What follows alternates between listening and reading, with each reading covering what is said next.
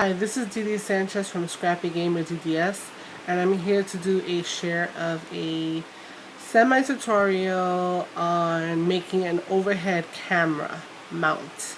So a few things. This is my old setup, or rather the setup that I usually use, and I have a camera there, but I took it down to play with the height on this. And basically it's a tripod that I have sitting on the desk in my room. And because of the fact that it sits in the desk and it's up next to me, I always have this angle, this downward sideways angle to my area. So basically I'm trying to create a better scenario. And this code right here is actually the channel of the girl who posted her version of this. And she toted the fact that she spent $12 to make this, and that included purchasing a hacksaw, which I do not have to use because I'm going to use, or rather I used this little guy right here. So, sorry. Basically, I spent $6.03 on the PVC piping. So it's made out of white PVC. So basically you're looking to get some of this stuff here. And it's hollow. It's a ½ inch. And they sell them in lengths of 10 feet. So what I bought was 10 feet length. And the guy in the store easily just snipped it in half. And I purchased some caps for the ends. I purchased that. I purchased a couple of L's to create the shape that I needed, and I purchased 4 T's.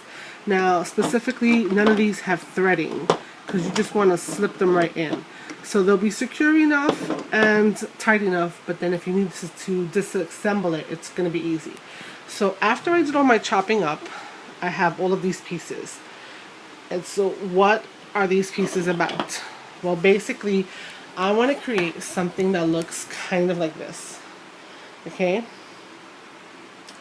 And those are the measurements that I got out of my 10 foot of piping.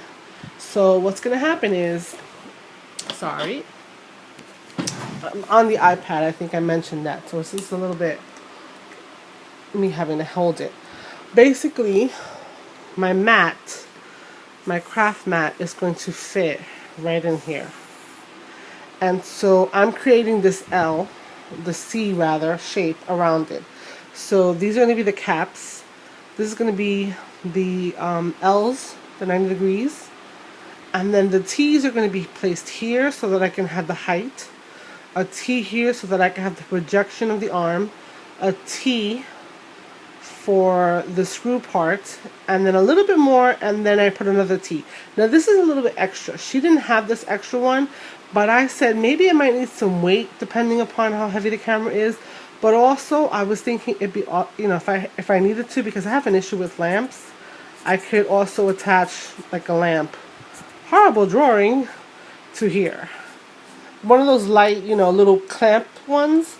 So I made those extensions out the sides to help me out with that situation.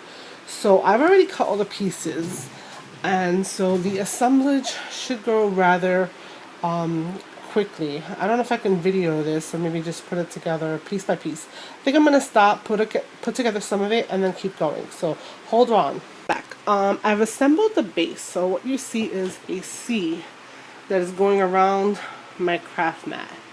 So I am doing that. Now, I wasn't really worried about doing this. I was kind of like just rolling with the punches and dealing with the angle. But then, you know, seeing the YouTubers and everything, things can be so easy. So now I'm going to put together the second phase of this, and I will come back. So here is the second part. So I'm going to pan down, and you can see that it's stuck in that middle of the C. I don't know what else to call it. The base, the legs. So I'm hoping that the counterweight of the camera won't be that bad. So that's what I've done.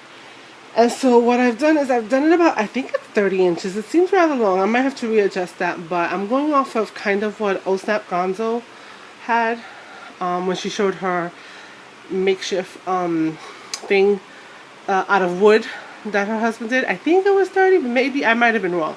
But this was so easy to cut, I can easily just cut it. So once I check the height, so what's going to happen is, let me come up here a little closer, is right here in the center, I'm going to drill a hole and fit a screw in here that will fit the base of this so that I can attach the camera facing down like that. So that's going to be one of the phases. But let me talk about the added little extra that I was thinking about. So I'm going to put that together and I'll be back. So here's what I was talking about. I added this extra T. Now I think I'm going to wind up shortening this. It seems a bit extreme. Maybe I mismeasured. But my idea was that if the camera is going to be here, and if I can attach a clip lamp over here on the other side, that it will be able to shine down on my area. Oh, that's my little drawing, my little plans of this. So I need to draw the hole with the screw and show you the next phase of this. So I'll be back. Okay, so I'm back. I believe this is the last part that I had to show you before I do the whole thing. So on the bottom of most cameras, there's a screw spot, and so you needed to take the last T, which is this guy here, find a screw that will screw into that spot securely, and basically drill a hole through the bottom of the T. So I'm showing you the other side. Now I found a screw, but it was crazy long, as you can see, so I put a little nut down there, but this is okay because the PVC is going to fit right over that. So this is going to be the thing that's going to screw. So I'm going to try to show you with one hand. Like, well, let me see if I can put this thing down for a second. Sorry. And basically, there it goes. This screws on all the way down, and I will be able to, nice and tight, be able to point my camera down. See? Doesn't move, doesn't twist or anything. So I'll be back with the whole setup. Here's the setup. Excuse the mess in the background.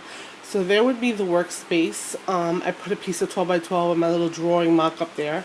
And again, I said this is about 30 inches up, and there is the top. So that's the little piece that I just did.